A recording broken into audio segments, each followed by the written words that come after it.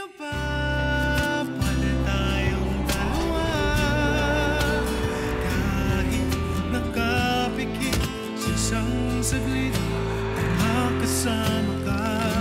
Kung sino pa naniwala ng iba, ang may dalang munting saya, ang maasang makasama ka.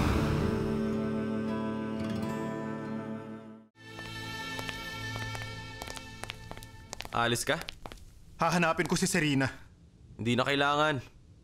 Mapapahama ka lang. Kakilala ko si Serena, Daniel. Kakilala mo lang ba talaga siya? Madalas ko siyang nakikita. Totoo yun. Nanganganib ang buhay niya. Sandali. Ligtas na siya. Paano mo alam? Siguro dahil superhero ako, nailigtas ko siya.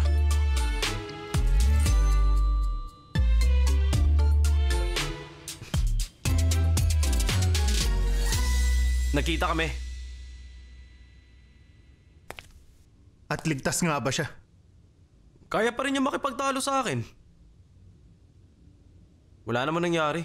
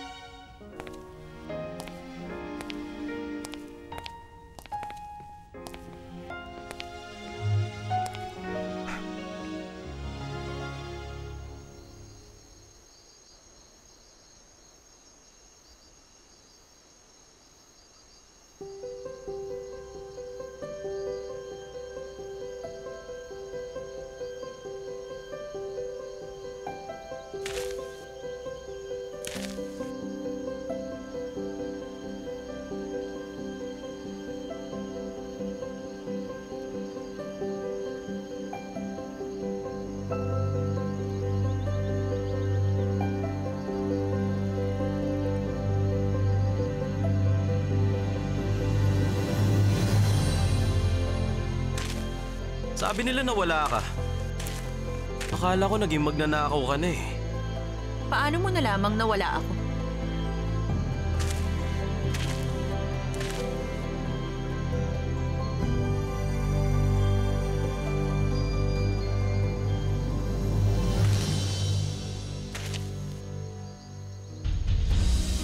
Balang araw malalaman mo na hindi nabibili ng pera ang pagkakaibigan. Hindi na darating ang araw na yun. Sa buong buhay ko, napatunayan ko na lahat ng bagay kayang bilhin ng pera. Tandaan mo yan. Oh, hindi ka na makasagot ngayon.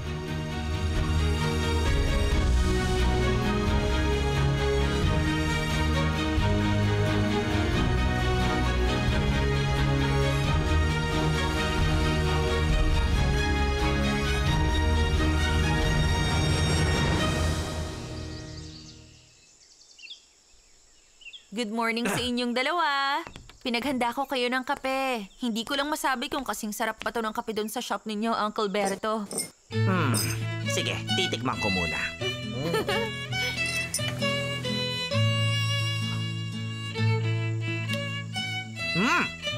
Ang sarap ah. Ang Hindi galing mo nga. magtimpla ah. Ah, nandiyan na pala si Chief eh. Serena? Papa, kumusta? Bumalik kayo agad? Sabi sa akin ng Chad may dumukot sa'yo. Kaya umuwi ako. Ano? Kumusta ka na? Ayos lang po siya. Ako po ang humabol sa mga loko-loko na yun. Malamang hindi na sila babalik. Sino bang dumukot sa'yo? Nakilala mo? Naalala mo pa yung mga taong naghahanap kay Shiloh 10 years ago?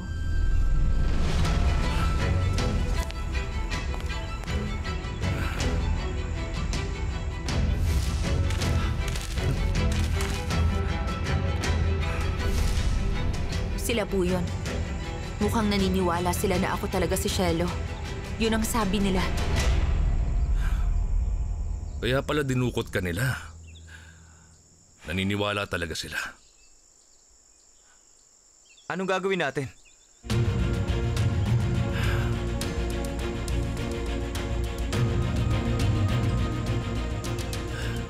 Ang nakaraan ang makapagbibigay ng solusyon sa atin.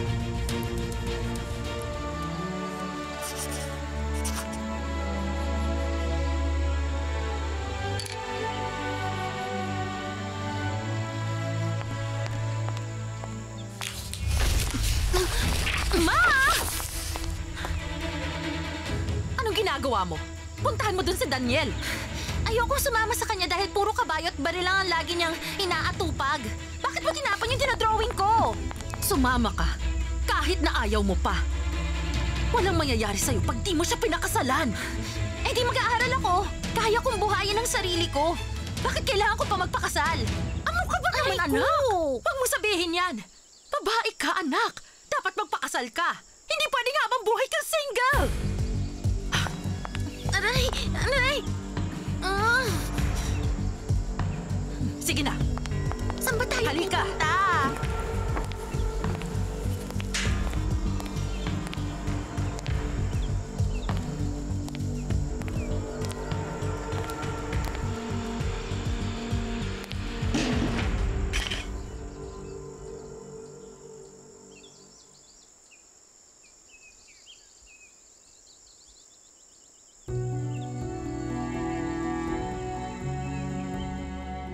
Mama, wala naman kasi talagang pakialam sa akin si Daniel eh.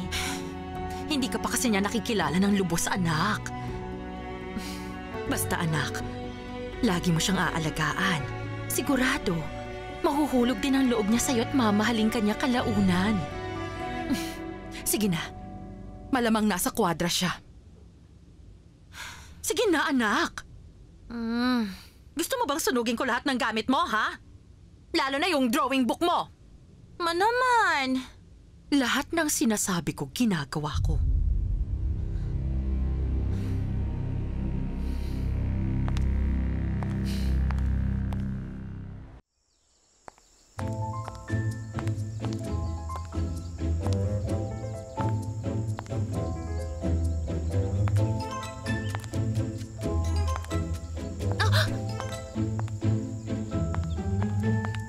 Anong hinahanap mo? Wala.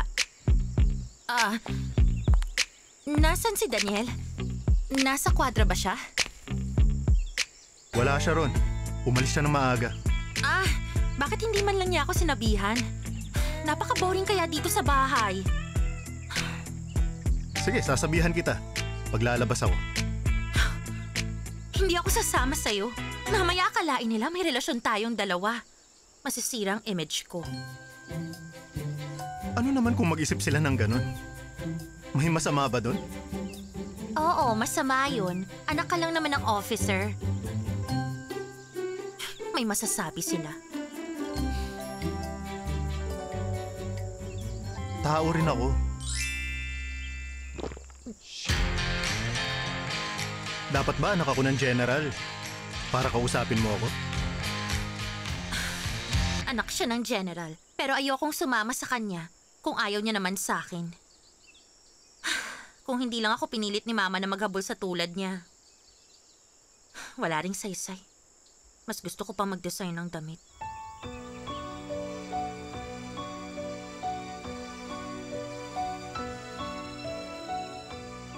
Ito bang hinahanap mo? Thank you. Okay lang na mag-drawing ka at mag-design. Hindi kita isusumbong.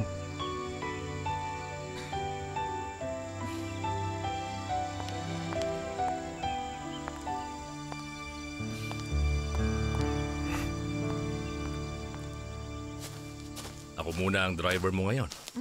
Sige po.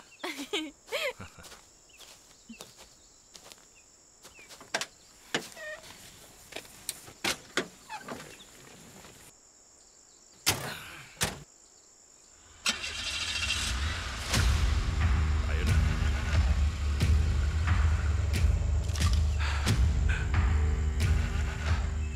Hindi na natin sila bubuhayin.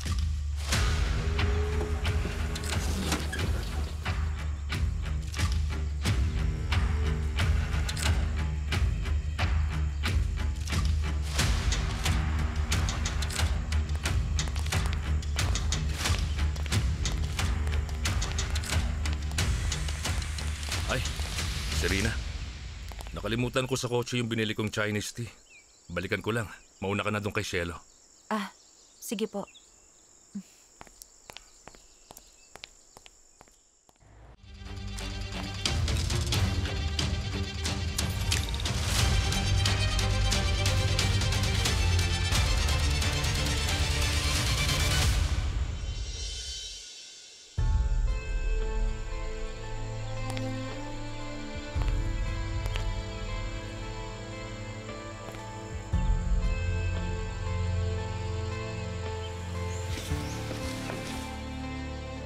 Nagpupunta din pala sa templo ang tulad mo?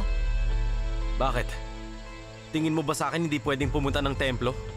Wala kang konsensya. Kahit mga hayop na walang kalaban-laban, kaya mong patayin.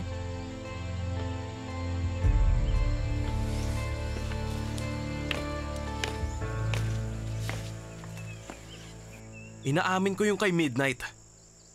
Pati na rin yung kay Pele. Aminado ako sa nangyari sa kanila. Hindi na kailangan. Kahit na aminin mo pa. Bakit? May ibabalik mo ba ang buhay nilang dalawa? Hindi ako makikipag-away sa'yo dito.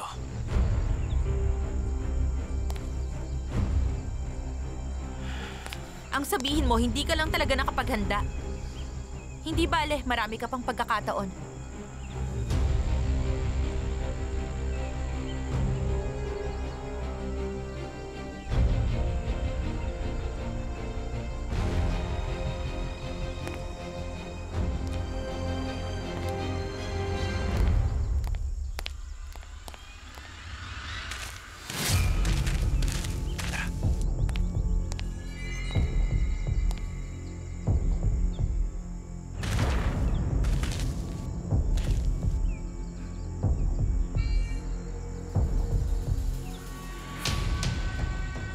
Mag-isa na lang si Cielo.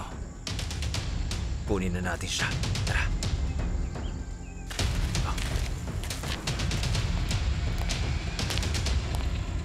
Manalangin tayo.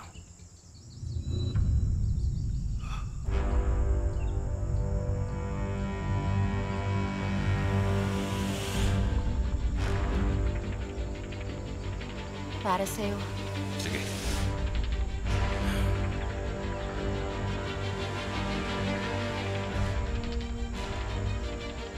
Nakakalungkot lang. Ang bata pa ni Cielo nung namatay siya. Sayang hindi ko siya nakilala noon. Kung buhay pa si Cielo, siguradong lalaki siyang maganda at matapang na kagaya mo.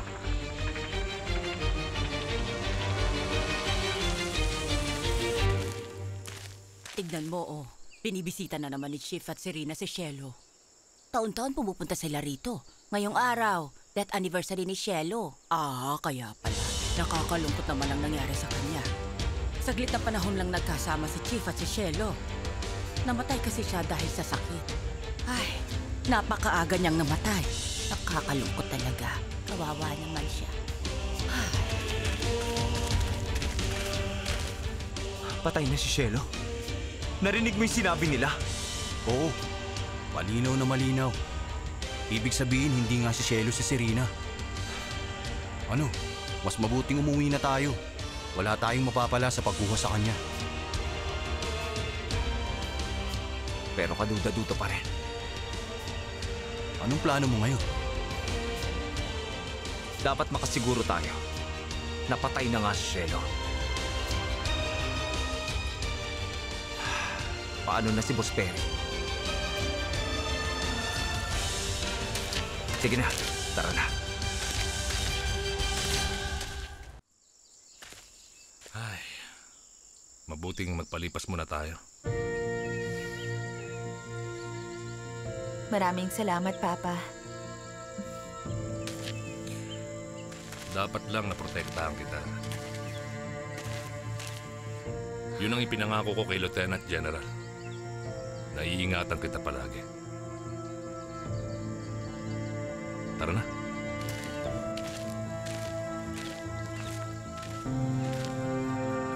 Salamat ah. O sige. O basta babalik ako Auntie, dito. hinugasan ko na po ito lahat. Maraming salamat sa tulong mo, Serena. Lagi mo akong tinutulungan. Uy, Auntie, Bakit yung hinahayaang mabulok tong mga saging? Gawin mo kayang dried banana. Wala na kasing bumibili niyan dito. Lagi na lang nabubulok yan. Alam nyo, yung mga tao sa syudad, gustong-gusto talaga nila ang saging. Ay, mabuti naman. Kung di dahil sa'yo. Alam mo na yung mga saging na yan? Ipapakain na naman sa kalabaw. Kumakain ba yun ng saging? Ikaw lang naman ang kumakain yan. Ano? Gusto niyo suwagin ko kayo ng mga Ay, sungay ko, ha? hahapasin kita ang kulit-kulit Yan, mo. sige nga, Papakain ko sa pakain itong nyo. pepino. Ang aga-aga eh. Maraming salamat talaga sa'yo, Serena, ha? Noong nakaraan, tinulungan mo din ako. Di ba, Manang? Napakabait niya. Ano ba? Huwag nga kayong ganyan. Tayo-tayo lang din naman na magtutulungan, hindi ba? Tama.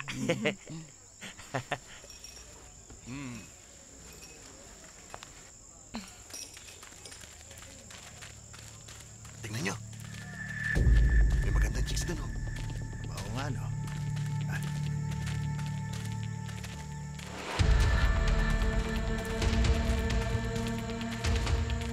Sino yung mga lalaking yan? Bago lang sila dito, ha? Sila yung taga-kabilang baryo. Nung nakaraang nandito sila, ang gugulo nila at ang lalakas ng boses. Hay nako, nakakabulahaw. Hindi sila magkakaproblema sa atin. Kapag nakita sila ng mga taga-kwadra, magiging magulo. Pagkatapos, tayo na naman ang sisisihin nila kapag nagkaroon ng gulo. Ganito, Uncle. Sabihan mo ang mga kasama natin na layuan ang mga sanggano na yon. At pag nakatapat nila yung mga taga-rancho, hayaan nyo sila. Huwag na tayo makisali pa. Ikaw din, Serena, ha? Dito ka lang muna. Kuha mo. Baka manggulo ang mga sangganong yan. Sige po. Una na ako.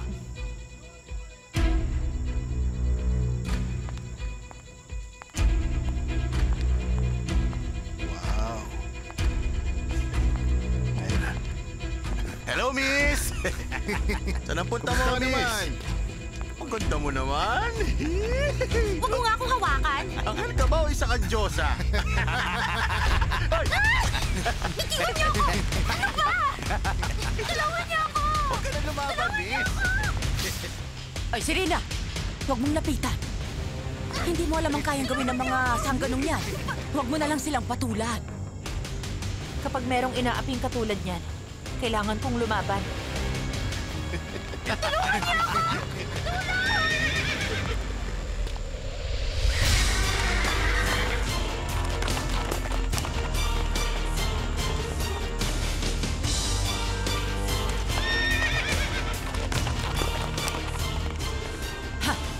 Nandito na naman siya.